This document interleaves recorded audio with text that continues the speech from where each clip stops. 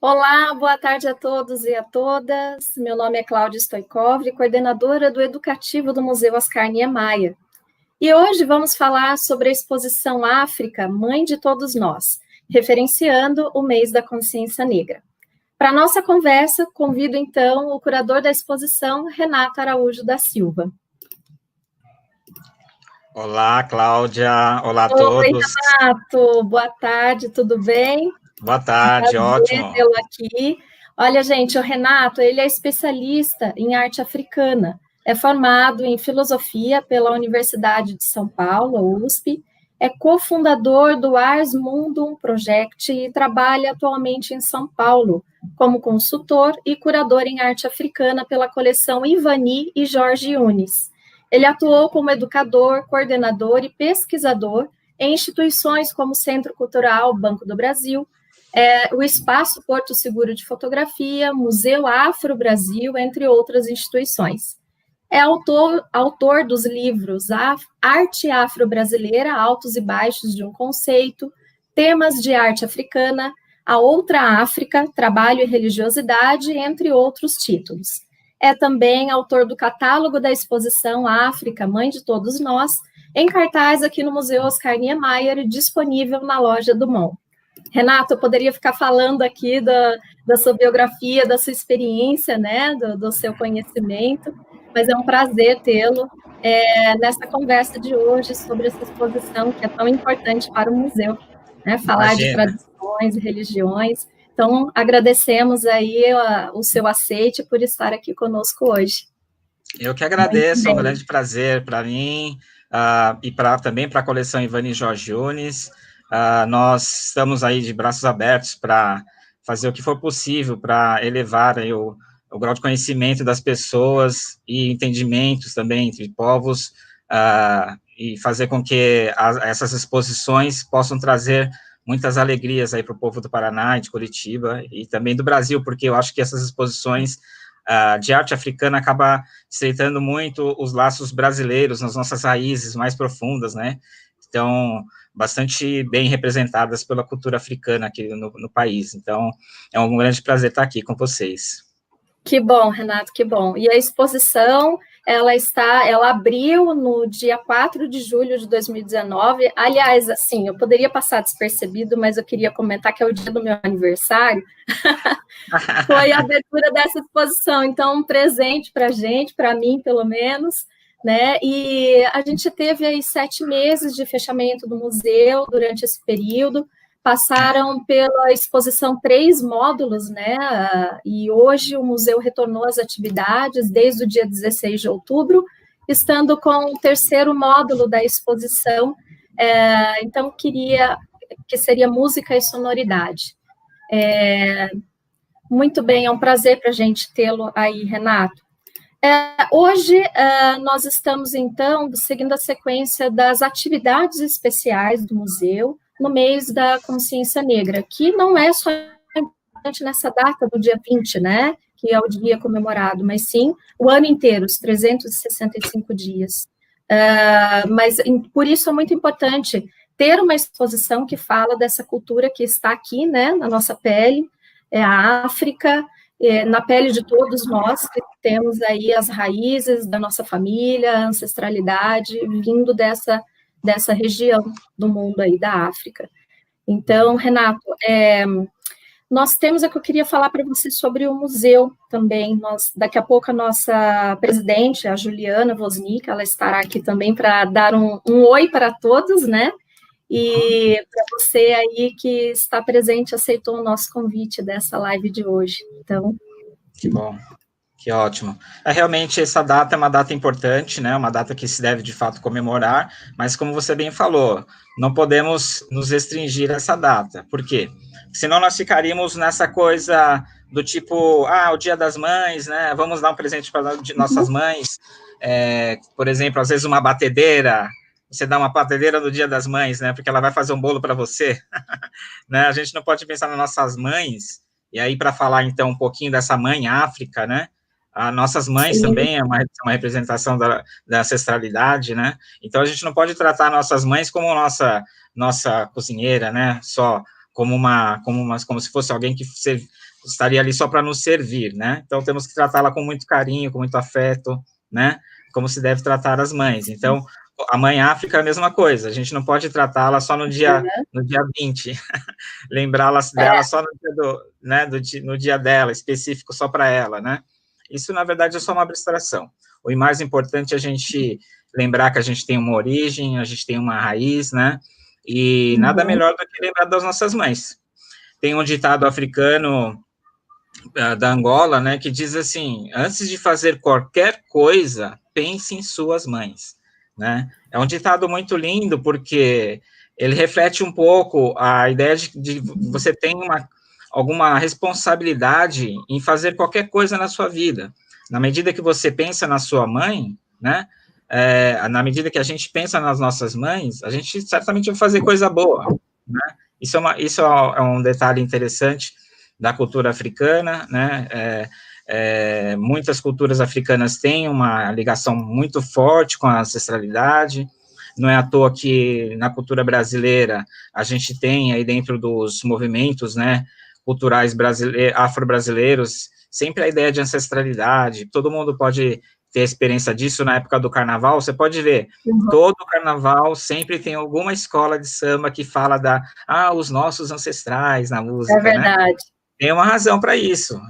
Isso tem muito a ver com a cultura afro-brasileira e com a cultura africana, porque a maior parte das religiosidades africanas e da cultura africana mesmo, as relações sociais africanas, se dá muito pelo respeito aos mais velhos, né? Os mais velhos, eles são muito veneráveis, né? São muito respeitados. Então, essa ideia da ancestralidade, da relação que nós temos com os nossos ancestrais, é uma relação muito forte. Então, uma relação que você tem ali muito forte com aqueles que deram origem a você. Então, são excepcionais, são figuras excepcionais que a gente deve sempre louvar e agradecer e respeitar, né? Então, a noção de África, mãe de todos nós, tem a ver com isso, tem a ver com esse respeito a essa mãe África, né? Que é de fato, não só de forma literária, ou apenas como se fosse uma espécie de uma frase de efeito. Não, ela é mãe mesmo. Essa mãe África é herdeira, né? Aliás, nós somos herdeiros dessa mãe África que nos trouxe até aqui, né? Todos os seres humanos do planeta são descendentes de uma mulher que viveu na África cerca de 200 mil anos atrás, né? Quem tiver interesse pode digitar lá no Google, que é o novo pai dos burros, né? Que na minha época tinha o Aurélio, né? O Aurélio. Na nossa época, né, Cláudia? Sim. Tinha o Aurélio, que era o pai dos burros, né? Nossos professores lá falavam: olha, você não sabe, vai para o dicionário, vai para as enciclopédias. Agora temos um ótimo pai dos burros, que é o Google e etc., né? Digita lá na internet. Eva mitocondrial. Eva mitocondrial. Vocês vão perceber lá que existe, de fato, uma única mulher, que deu origem aos 8 bilhões de habitantes que tem no planeta inteiro. Olha que ideia interessante. Não é só uma ideia que vem da cabeça, não. Isso está comprovado de acordo com os exames de DNA. Todos nós, seres humanos, somos descendentes de uma única mulher que veio da África. Então, nada melhor de chamar essa África de mãe, porque justamente é lá que nasceram todos os seres humanos, né? Saíram de lá da África e foram povoar todo o globo terrestre, né? Então, de épocas em épocas, claro que isso demorou milhares e milhares de anos, até por isso que ocorreram todas essas mudanças físicas, né? Essas características físicas que todos os seres humanos têm entre si, mas devido a essas separações de vários blocos, né, vários grupos que foram ao longo dos milhares de anos povoando aí o globo terrestre. Mas a mãe é a mesma, não importa. Se a mãe tem um filho que é de uma cor, de outro, todo brasileiro tem um pouco disso nessa história familiar, né? É muito comum isso no Tem. Brasil, devido a essas misturas, né, que ocorreram ao longo dos últimos 5 séculos, né? Houve uma mistura muito grande, mesmo na Europa, no sul da Europa, também houve essa mistura, né? Ou se você pensar no povo siciliano, também é mais moreno, né? Povo calabrese da Itália, né? Todos os povos mediterrâneos, povos espanhóis, portugueses, que também tiveram algumas mesclas com aqueles chamados mouros, né, que eram povos islamizados que saíram ali do norte da África e dominaram praticamente por quase 800 anos, né, olha quanto tempo que eles ficaram ali, esses norte-africanos, e ali tiveram relações com povos ali europeus, espanhóis, especialmente espanhóis, mas também portugueses, e um pouquinho dos franceses também, e aí deram origem também a essas misturas, né? Então todo mundo tem um pouquinho disso, né? Essa herança da mistura genética, né? Então a nossa mãe é a única, ela pode ter filhos de várias cores e tá tudo bem. Tá tudo certo. Renato, Né? falando em mãe, eu vou falar um pouquinho sobre o Museu Oscar Niemeyer, só porque é a CERN, né, o que está recebendo essa exposição, para todo o público. O MON, ele é sediado em Curitiba, pertence ao governo do estado do Paraná, foi fundado em 2002, fez 18 anos na semana passada, né, e dentro do seu acervo ele consolida como o maior museu de arte da América Latina, abrigando referenciais importantes na produção artística nacional e internacional, e dedica-se às artes visuais, arquitetura e design. Então, pensando também nesse acervo, do qual recentemente o museu ele recebeu a coleção asiática, que constitui um apanhado da cultura de diversos territórios, a gente resolveu aqui trazer o Renato, o curador da exposição África, Mãe de Todos Nós, para falar um pouquinho dessas tradições e culturas, né?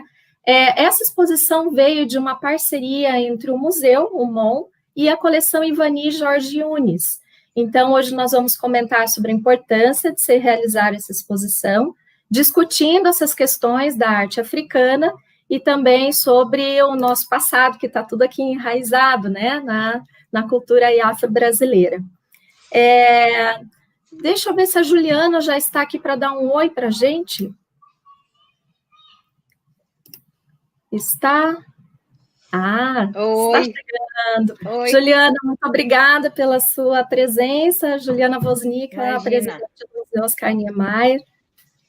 Muito bem. Oi, gente, tudo bem? Boa tarde, uma tarde bonita de sábado. Renato, muito obrigada por estar aqui conosco.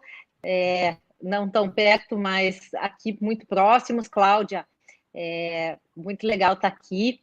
Então, eu queria, na verdade, dar um oi e falar da importância dessa live, e a gente acredita que seja a primeira de muitas oportunidades de discussão, diálogo sobre a arte africana tão importante e, como eu escutei vocês estavam falando ali, mãe de todos nós. Então, a Cláudia já comentou que o MON é o maior museu de arte da América Latina em área expositiva, e recentemente, além de se dedicar às artes visuais, arquitetura e design, o MON resolveu ampliar um pouco a sua missão no seu marco referencial. E nós incluímos, então, arte asiática, arte latino-americana e arte africana. Já tivemos uma exposição super importante da arte asiática, com a doação de uma coleção de mais de 3.000 obras. Temos uma possibilidade também de ampliar o nosso acervo de arte africana. E começamos, então, esse namoro com essa arte, quando nós iniciamos essa parceria com a coleção Ivani Jorge Yunis. Foi aí que nós conhecemos o Renato, conhecemos melhor o seu trabalho, e no ano passado, então, começamos com essas exposições, né, Renato? Essas exposições que agora está no terceiro recorte dessa exposição. Então, eu não podia deixar de dar um oi para vocês, falar da importância para nós como museu, de termos hoje essa diversidade no nosso acervo, e também de dizer que essa discussão é super, acho que é uma discussão bem longa, que a gente até poderia fazer desdobramentos, mas que nesse momento é o início. Então, queria agradecer mais uma vez, Renato, a tua presença, ter aceitado aqui com a gente. Cláudia, obrigada, e desejar aí uma ótima live para todos nós. Obrigado. Obrigada, Juliana, pela participação aí. Um abraço. Cláudia, deixa eu aproveitar que você comentou a respeito do MON, eu gostaria de falar um pouquinho, então, a respeito do histórico da coleção Ivani Jorge Yunis, para que todos conheçam, né? Claro, estão em São Paulo, né? Então, muitos aí estão em Curitiba, então gostaria de falar um pouquinho como começou essa coleção. Bom, a coleção Ivani Jorge Yunis é uma coleção que abrange praticamente 5 continentes, né? Uma coleção bastante grande, bastante rica. Ela começou com o empresário e colecionador Dr. Jorge Yunis e a sua esposa Ivani Yunis, né? Ao longo de 50 anos, eles foram coletando objetos dos mais variados origens, né? E estilos e formas, e começaram a compor essa coleção, que era inicialmente algumas pinturas, depois eles passaram para fazer algumas coleções, né, de esculturas e outros objetos do mundo todo, né? Então, chegaram finalmente nas obras de arte africana.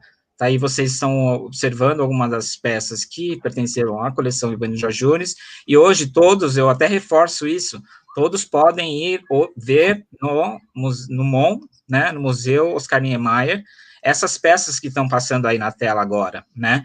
São máscaras, né, esculturas, instrumentos musicais, peças que vieram de vários povos africanos e que fizeram parte dessa coleção coletada e colecionada pelo Dr. Jorge Yunis e pela sua esposa Ivani Yunis. Infelizmente, com o falecimento do Dr. Jorge Yunis em 2017, a coleção ainda continuou, na verdade, né? Mesmo após o falecimento dele, a sua esposa continuou dando ampliação dessa coleção, e a sua filha, Beatriz Yunis, também fez um trabalho excelente, contratando diversos consultores nas mais diversas áreas que cobrem, né, essa coleção, né? Temos peças de arte asiática, peças de arte europeia, peças de arte indígena, enfim, temos uma coleção bastante rica, e esses consultores ampliaram um pouco e aprofundaram um pouco mais as pesquisas em torno dessa coleção. Então, é bastante interessante, porque no início, o próprio Dr. Yunis já tinha o interesse de fazer exposições de arte, ele tinha o interesse de inclusive, fazer livros, né, catálogos. Alguns catálogos foram publicados ainda em vida, né, da sua coleção, por exemplo, os tankards, né, que são umas jarras germânicas, né. Temos também algumas outras peças, o presépio napolitano, que foi um outro catálogo que ele publicou, né, os ícones também, um trabalho maravilhoso dos ícones da Igreja Ortodoxa oriental. Então, vejam, tem uma quantidade bastante grande, uma coleção bastante variada, e já naquela época o Dr. Yunis queria fazer alguma coisa com relação à sua coleção africana. Essa coleção, ela começou pequena, com 45 objetos, mas ela se ampliou, chegando hoje a 3.000 objetos de arte africana, né? Logo, logo nós temos aí novas coisas, né? Aguardem aí as surpresas que virão aqui para Curitiba, logo adiante aí no ano que vem. Então, fiquem de olho nas redes sociais do Museu Oscar Niemeyer, fiquem de olho no site do museu também, aqui no YouTube do museu também, fiquem de olho, porque nós traremos muitas novidades aí para o ano que vem, tá? Então, o Dr. Yunis, em torno de 1995, chamou a especialista em arte africana, Marta Heloísa Leuba Salum, a Lise, né, que foi a nossa amiga querida e também nossa orientadora. E ela começou a executar o trabalho e deu alguma continuidade na pesquisa e catalogação dessas obras, mas teve algumas questões aí que não deu para continuar, para cobrir todo o acervo. Mas, assim que a Beatriz Yunis assumiu a direção, né, da coleção, e aí, finalmente, nós viemos trabalhar com a parte africana, e, claro, a professora Lise ainda continuou nos auxiliando com o trabalho de catalogação, pesquisa, também extroversão das obras. Então, é um grande interesse da coleção Yunis ser essa instituição que é privada, mas que tem um caráter público, que é para as pessoas, né? A própria Dona Ivani, né, que é matriarca da família, inclusive são 3 gerações de mulheres muito fortes, né, que fazem o nome das artes hoje dentro da coleção Yunis, né? Dentro da família Yunis, que é a Dona Ivani, que é a matriarca, a Beatriz, que é a filha da Dona Ivani, e a Camila Yunis, que é a neta da Dona Ivani. Então, a Camila Yunis também, seguindo esse mesmo exemplo da família, hoje, por exemplo, tem uma empresa chamada Cura, né, que trabalha com consultoria na área de artes para novos colecionadores, mas também colecionadores mais experientes, para que eles possam ampliar sua coleção, iniciar sua coleção. Tem essa empresa chamada Cura, né, com K-U-R-A, né, Cura. Então, acho bastante interessante que aí a família tem aí 3 gerações de mulheres muito fortes na área das artes. Dona Ivani sempre comprou muitos livros de artes, tem uma coleção de arte muito boa lá, né.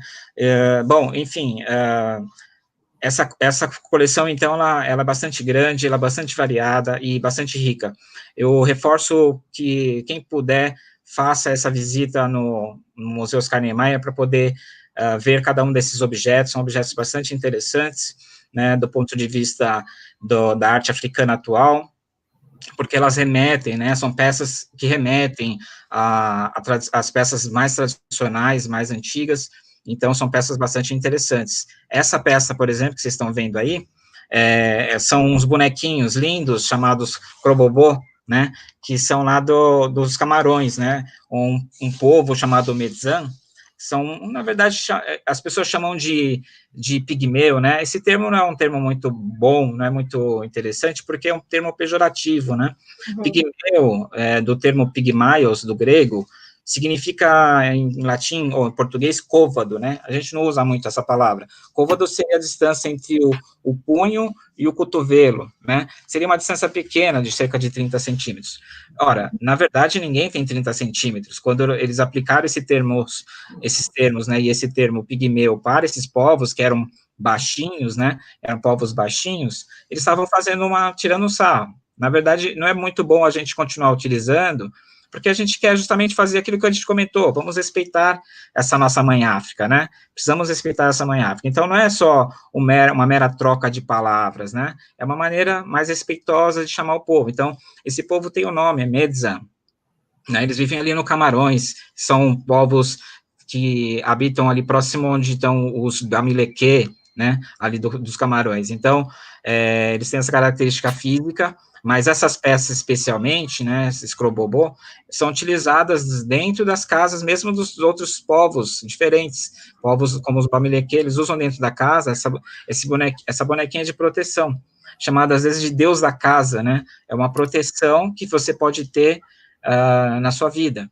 Então, é um tipo de peça que a gente utilizou em algumas dessas exposições que nós fizemos aqui no Museu Oscar Niemeyer.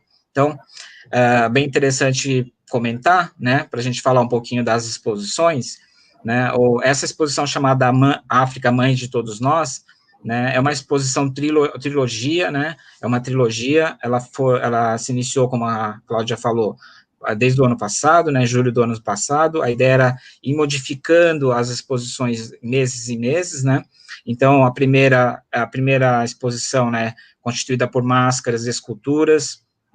A nossa ideia, então, foi mostrar um pouquinho algumas das culturas originárias, né, africanas, que nós temos algum tipo de relação, né, pensem vocês, por exemplo, que quando os portugueses foram lá buscar os africanos para trabalhar aqui no Brasil, e aqui no Brasil eram tratados como escravos, né, lá eles eram seres humanos livres, aqui no Brasil eles eram tratados como escravos, né, mas eles tinham um determinado tipo de conhecimento, né, tinham conhecimento da agricultura extensiva, né, tinham o conhecimento do trabalho no ferro, tinham conhecimento do trabalho no ouro, né, então, os portugueses sabiam disso. Quando eles chegaram aqui, viram que os indígenas tinham uma estrutura social diferente. Eles não faziam trabalho no ferro, no ouro, na agricultura extensiva, né, aquela agricultura que a gente faz o surplus, né, que é um acúmulo né, de alimentos para você, no tempo que tiver um estio, uma seca, você poder se alimentar. né? Porque na África, muitas regiões são regiões desérticas, né? Regiões de savana, regiões que são muito secas, né? Então, tem épocas do verão, por exemplo, você não consegue plantar e colher, né? São épocas difíceis, épocas de muita seca. Então, você precisa ter lá uma reserva para poder trabalhar. Então, eles faziam agricultura extensiva. Esse tipo de saber africano foi utilizado aqui no Brasil, né? Então, os portugueses trouxeram esses africanos para cá, e muitos desses africanos são esses daí, por exemplo, essa peça é um parzinho, né, chamado Ibedi, né, que é um parzinho de gêmeos, né, feito pelos povos iorubânos. Os povos iorubânos, né, vieram para aqui para o Brasil, especialmente no final do século XIX, e fizeram muito do que a cultura afro-brasileira hoje, né. Claro que muito em função do fato de que eles foram um dos primeiros povos a serem estudados aqui por PRG, né, por vários outros intelectuais franceses e de outras nacionalidades, e aí a gente conhece muito mais essa cultura, a gente, inclusive, tem algumas pessoas que falam essa língua chamada Yorubá aqui no Brasil, né, então, essa herança cultural africana no Brasil é muito grande, né, e é muito vasta, ela se espraia em várias categorias, né, não só na língua, na música, na religiosidade, nas nossas falas, no nosso jeito de ser, né, então daria para dar aqui centenas de exemplos de como isso acontece, né, então a ideia, especialmente, com essa primeiro módulo da exposição, né, mostrando máscaras e esculturas da África, querer mostrar algumas peças que vieram justamente de povos que constituíram um pouco a nossa cultura brasileira também, né, porque nós temos, independente da nossa cor da pele, independente das nossas origens, pode ser até um imigrante, tem ali uma herança cultural africana também, à medida que ele está vivendo aqui no Brasil, né, você tem vários tipos de exemplos, né, se vocês repararem aí nas próximas imagens, né, tem aqui uma peça que é uma peça só decorativa, que eu acho também importante trazer, porque a África, ela também é constituída por artesãos recentes, né, artesãos do nosso dia a dia, e há milhares de famílias que vivem da arte hoje na África, então, valorizar isso também é valorizar a Mãe África, porque os artesãos são artistas, né, também eles vivem da sua arte, então, nós não costumamos fazer a hierarquização de uma arte que seria uma arte erudita, ou arte muito antiga, sobrevalorizando essa arte em detrimento dessas mais recentes. Não, a gente gosta de trazer essas peças mais recentes também, porque a gente estimula os artistas a fazerem arte, a gente não vai ficar limitado a imaginar que só os europeus, que são os detentores hoje das obras africanas, né, porque por conta deles terem feito o colonialismo, né, durante os períodos coloniais, eles coletaram e levaram para a Europa todos esses objetos, né, a esmagadora maioria dos objetos mais antigos ficaram na Europa, né, então, a gente não, como não somos um país colonizador, né, somos um país colonizado, nós temos que pensar com a nossa cabeça, então, pensando com a nossa cabeça, percebemos que nós colonizados temos esse direito de continuar produzindo obras, né, independente do fato dessa cultura ter sido destruída, né, a gente não quer que ela se destrua para sempre, e aí supor que só os europeus têm o direito de ter essas obras, eu acho que é muito negativo, né, tanto é assim que até o ano passado, por exemplo, o presidente Macron, da França, ele definiu que vai devolver muitos dos objetos que foram roubados da África, são palavras dele, né, porque de fato, algumas obras foram de fato roubadas, né, veja, por exemplo, segue um pouquinho as próximas imagens, se você reparar, tem algumas peças mais simples, como essa que são bonecas de fertilidade, né, e ali, essas peças, de fato, você pode ter trocado, você pode ter comprado, né, na África tradicional, você poderia ter feito isso, no entanto, quando você chega diante de um objeto, que é um relicário, por exemplo, que guarda a ossada dos seus ancestrais, dificilmente você vai vender, dificilmente você vai dar essa obra para algum estrangeiro que acabou de chegar ali, um estranho, né? Você tem todo um respeito por aquilo, eles criaram vários tabus com relação não só a tocar, mas em relação a até ver. Algumas pessoas não podem ver certos objetos. Esse aí, por exemplo, é uma sineta feita para uma associação chamada Ogboni, lá da Nigéria, né, do povo iorubano, em que as pessoas comuns não podem entrar para ver, né? Então, se essa peça foi levada para algum lugar, é uma peça que, não estou dizendo essa peça especialmente, tá? Eu estou dando um exemplo das peças mais antigas, essas que estão na Europa. Essas peças mais antigas que estão na Europa, dessa mesma característica aí, com uma figura humana encimando um sino, né, que é uma campânula, né, essa peça era utilizada nessa associação chamada Ogboni, né, que é uma associação jurídica ali do povo iorubano, bem antiga, como se fosse um senado do povo iorubano. Então, eram peças muito restritas. Não daria para você dizer assim, olha, tais e tais peças foram vendidas, foram compradas, ou alguém me deu essa peça. Não, a gente sabe que algumas delas foram roubadas mesmo, né? Então, por isso, o presidente Macron, nesse ímpeto de interesse em geopolítico, no fundo, né, tem uma questão geopolítica envolvida aí, principalmente porque a China, por exemplo, está desenvolvendo muitos contatos comerciais com a África, né? Então, um museu foi construído no ano passado, em 2019, no Senegal, com dinheiro da China. Foram 34 milhões de dólares que esse museu foi construído e a fundo perdido, quer dizer, foi dado praticamente esse museu para os senegaleses, né? E aí, então, como uma jogada de mestre, o Macron falou, não, então vamos devolver algumas peças africanas, né, uma forma de manter ali contato geopolítico mais amistoso com os povos africanos, mas que isso ocorra de forma, né, ponderada e, de fato, certamente alguns desses objetos podem ser devolvidos, principalmente aqueles que foram retirados à força, né, por exemplo, muitos ali do Reino do Benin, que foi destruído pelos britânicos em 1897, o reino foi destruído, foi retirado todas as peças da realeza ali, o rei foi retirado do poder, né, e aí hoje muitas dessas peças estão lá no Museu Britânico, né. Há uma discussão sobre se volta ou não volta, se os africanos poderiam ter essas peças lá, se eles conseguiriam conservar essas peças. Eu costumo dizer que sim, por que não? Por que eles não conservariam essas peças? Quando os britânicos retiraram de lá essas peças estavam lá conservadas há séculos, né? Tem peças do século XVI, os britânicos tiraram de lá em 1897, elas estavam intactas, né? Então, sim, os africanos têm condições de conservação que a gente chama de museológica, eles têm outros métodos mais tradicionais, mas também tem museus iguaizinhos aos nossos, né? Então, eles têm, sim, toda a condição de manutenção dessas peças e de continuidade, né? Porque é essa discussão que a gente está fazendo aqui. Existe possibilidade de ter a continuidade dos fazeres artísticos africanos.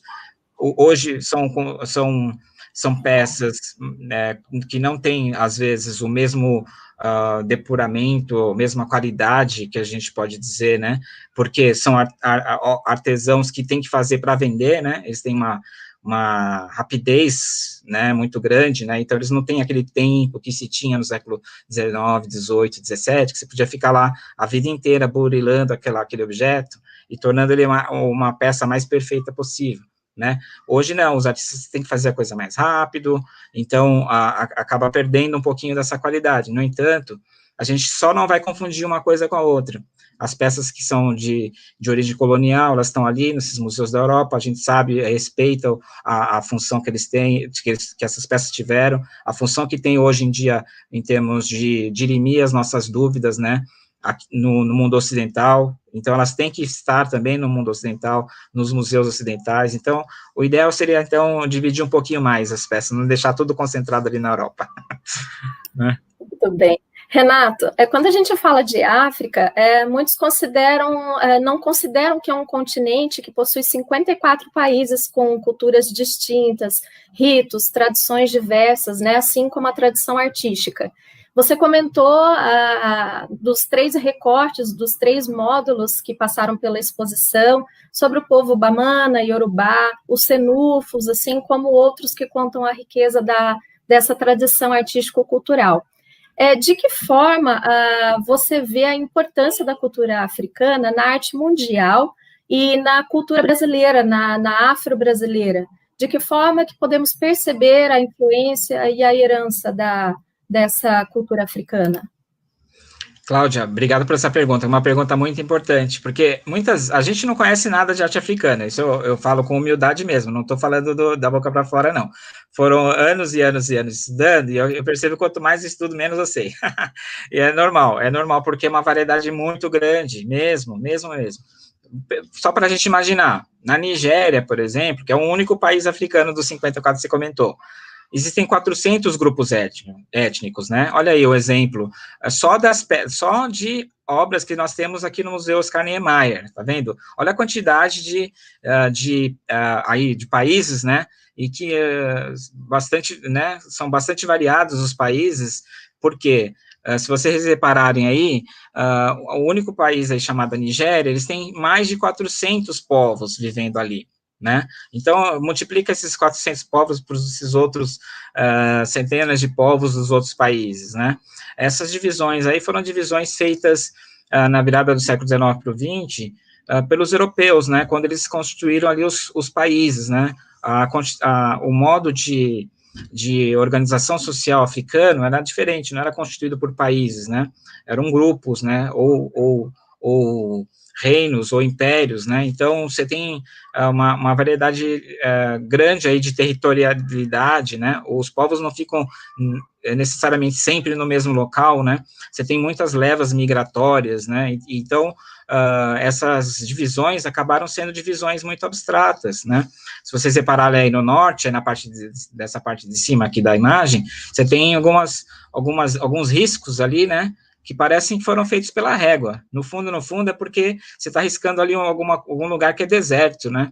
Então, ali não tem nada, você passa um risco e pronto. Agora, outras regiões que tem rios, né? Você tem umas curvinhas aí, porque tem montanhas, e assim por diante. Agora, essa distinção foi uma distinção feita na Europa, sem nenhum africano perto. Então, ao mesmo tempo que você poderia separar povos irmãos, quando você constrói uma fronteira assim, de forma tão abstrata, tão longe do local, você poderia unir povos que eram inimigos históricos, né? Então, quando esses exércitos europeus saem da África, eles criam aqueles vários problemas que a gente já está acostumado a ver, né? Essas guerras, né? Essa fome na África. Muitos dessas mazelas que ocorrem tem uma questão histórica que está aí por trás, o fato dessas fronteiras serem muito abstratas, né? Então, que não levou muito em conta os povos que estavam ali, né? Ele levou em conta, na verdade, a divisão colonial entre os franceses, os belgas, os alemães, mesmo outros povos como franceses e assim por diante. Então, essas divisões aí, elas mascaram um pouco a ideia desse continente variado, diverso, né? Então, como a Cláudia comentou, são 54 países, a variedade é muito grande, a cultura é bastante plural, né? Então, essa herança para o mundo, é uma herança que ficou bastante determinada, principalmente depois que os europeus levaram os objetos africanos para lá, para a Europa, né? Porque no início eram chamados de ídolos, né? Aqueles objetos que os europeus aí do século XV, XVI, eles achavam que todo objeto africano era para algum tipo de macumba, né? Era para algum tipo de ritual. Mas, na verdade, não. Muitos desses objetos eram ornamentais, muitos desses objetos eram implementos, né? Eram apenas para embelezamento do corpo, né? Não tinha relação com religiosidade. No entanto, havia esse preconceito. Então, eram chamados objetos de ídolos, às vezes eram levados para a Europa dessa forma, como objetos exóticos, né? E aí, com o tempo, com o desenvolvimento dos museus, que eram chamados de gabinetes de curiosidade, né? Você agrupava dezenas e centenas de objetos da fauna, da flora, e ali, quando houve uma classificação desses gabinetes de curiosidade, objetos da fauna acabaram se transformando em museu de zoologia, objetos chamados etnográficos, ou chamados ídolos, né, acabaram indo para os museus de etnografia, e assim por diante foram modificando ali, separando cada um desses objetos. Ora, no início do século XX, houve uma mudança completa da visão desses objetos. Isso se deveu em função do os modernistas terem olhado para esses objetos com um ponto de vista mais artístico, mais visual. Eles começaram a perceber que os africanos, eles compunham suas obras de uma maneira completamente diferente dos europeus.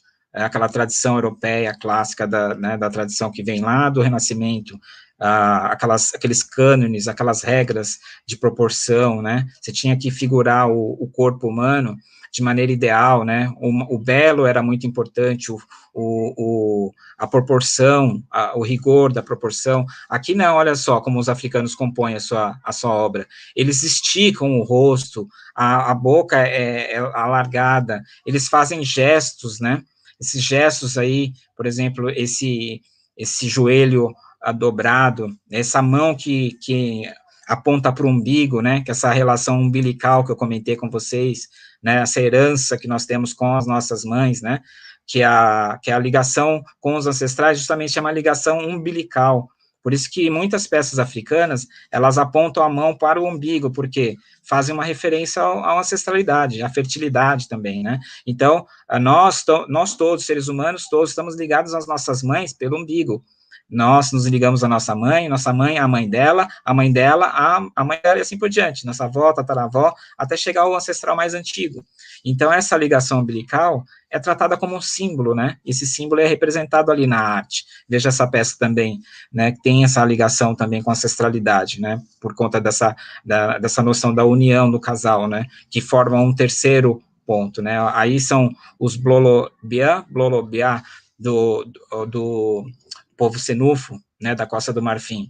Né, você tem aí uma relação simbólica da arte, né, então existe, em primeiro lugar, uma questão formal, né, formalmente eles representam de forma diferente, né, eles fazem formas diferentes nas suas artes, em relação ao que faziam os europeus, e quando os modernistas olharam para essas peças, eles ficaram assombrados, interessados, porque já estavam cansados de sempre figurar da mesma forma, né, então eles começaram a se interessar muito. Picasso foi um deles, né, muito jovem, ali no Museu Trocadéro, ele, entediado, observando aquelas obras ali mais clássicas do museu, ao chegar num corredor de obras de arte que misturavam peças africanas com peças da Oceania, ele começou a perceber obras com uma característica completamente diferente, que impulsionou muito do interesse dele visual, e acabou criando o que na história da arte é chamado de período africano de Picasso, né? Foi o momento em que ele começou a fazer algumas obras de arte ao estilo, digamos assim, ao estilo africano.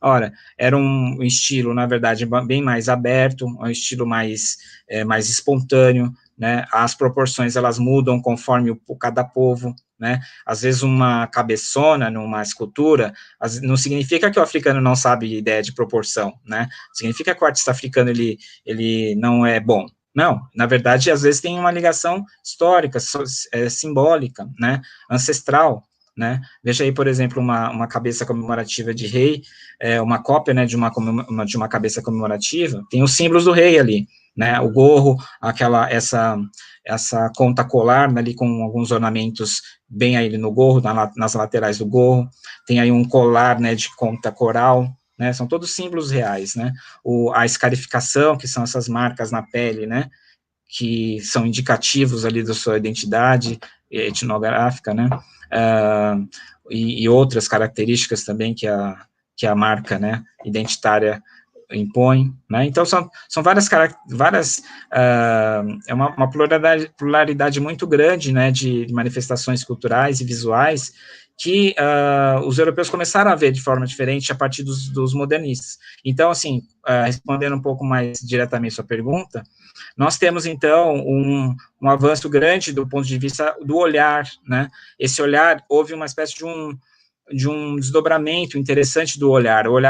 As peças não eram mais vistas só como ídolos ou como objetos pagãos, né, objetos negativos do ponto de vista da percepção do europeu com relação ao africano. Não, era visto como objetos que tinham formas diferentes, formas interessantes, que poderiam também, eventualmente, ser, entre aspas, replicadas dentro da tradição europeia, né. Então, existe, por um lado, um avanço cultural do ponto de vista do que eram os africanos para os europeus, E, por outro lado, com a chegada da noção de primitivismo, né, provinda lá desde o século XIX, você tinha os românticos, né, depois você tem os chamados fauvistas, né, e depois com o Picasso você tem o cubismo, né, foi amplamente reconhecido que se iniciou em função desse período africano do Picasso.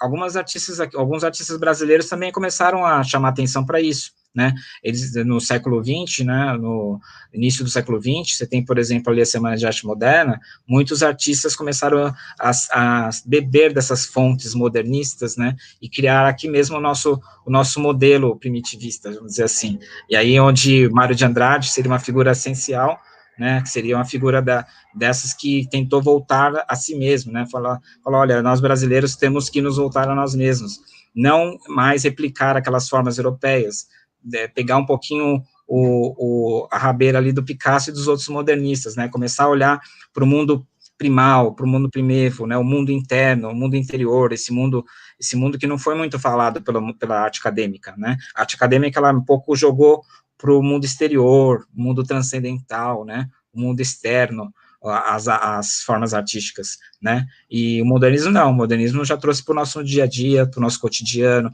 para o nosso eu, digamos assim, interior mais primitivo, né, esse eu que está mais profundo. Então, a base do nacionalismo por os modernistas eram os indígenas, eram os africanos, né, eram aquelas figuras mais concretas que estavam ali no dia a dia. Eles estavam também, de alguma forma, tentando romper com aquela ideia da tradição do industrialismo europeu, né, que acabou culminando numa sociedade mais hipócrita, né, com o degradação ambiental, né, com vários outros tipos de dificuldades que os europeus enfrentaram já desde o início da Revolução Industrial até hoje, e era justamente contra isso que esses artistas modernos estavam tentando romper, né, pensa aí no Gauguin, que ele vai lá para o Haiti, né, que ele vai querer buscar aquela herança primitiva, aquele eu mais puro, digamos assim, né, às vezes até mais romântico, né, dessa noção de pureza aí do mundo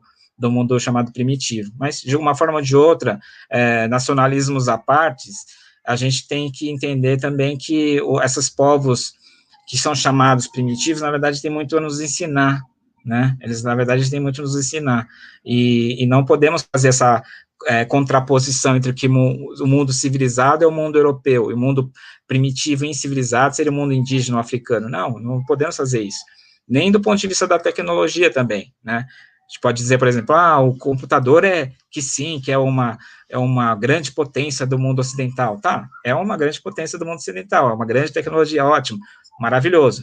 Vai com um computador no meio da selva. O que você vai fazer lá com o computador? Certo? Era uma ótima tecnologia, mas para o lugar onde ela está, né? Para a selva mesmo, você vai precisar de arco e de flecha, entendeu?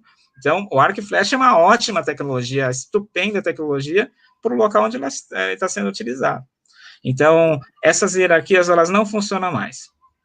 Precisamos colocar na nossa cabeça. Eu sei que a gente foi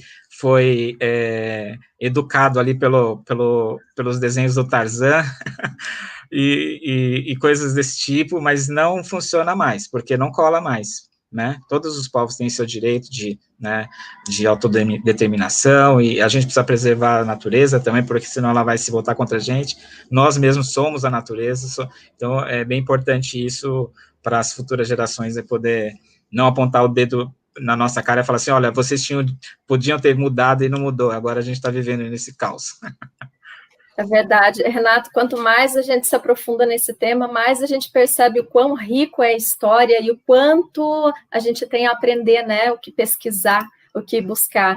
Você trouxe essa sementinha para a gente, porque nas escolas não são muito abordados, né, no tema acadêmico, no mundo acadêmico não é muito abordado a arte africana. E veio a exposição para o museu, aí o educativo começou a trabalhar com uma proximidade com a sua curadoria, com o conteúdo por você pesquisado, e só que assim, é infinito o tempo de pesquisa, não para, e cada vez a gente quer saber um pouquinho mais. África, mãe de todos nós, esse título que você escolheu para a exposição, tem tudo a ver com essa tradição, tem tudo a ver com o mundo, né? É mãe de todos nós. Renato, Nós estamos aí, eu gostaria de abordar essa mesma temática, né, em outras conversas com Ótimo. você, a gente retornar aí a falar sobre essa arte africana, sobre esse acervo, sobre a coleção. Agradeço em nome do Museu Oscar Niemeyer, a gente vai ter que parar por aqui. Explanação rica e fundamental para o entendimento da cultura africana. Obrigado, Renato, por nos enriquecer com o seu saber. Sanapê Cardoso. Muito obrigado. É um artista muito bom de Brasília, Sanagê. Salve aí para você de Brasília. Renato é lindo, Sanapê. Agradeço. Renato, agradecemos então novamente, só lembrando, né, que o museu ele está aberto para visitação, mas ele segue todos os protocolos de segurança e proteção para que o visitante ele tenha uma visita agradável e segura. A exposição também está disponível na plataforma digital no Google Arts and Culture, incluindo mediações e outras informações sobre a exposição e outras exposições nas nossas redes sociais. Muito obrigada, Renato, pela participação, pelo aceite, e vamos contar aí com outras abordagens, outras lives sobre o tema que para nós é profundo, rico e essencial, discutir aí sobre a nossa história, né? Eu falo porque meus avós são africanos, então a gente tem todo mundo aí a cultura enraizada. Muito obrigada, Renato, pela participação. Obrigado a você, Cláudia, obrigado ao Mon, obrigado também à família Iones, e obrigado a todos pela presença, e nos encontraremos aí mais vezes, tá? Então, fiquem de olho nas redes sociais do Museu Oscar Niemeyer, que nós vamos, com certeza, nos encontrar mais vezes. Muito obrigada, até mais, gente. Tchau, tchau. Tchau, tchau.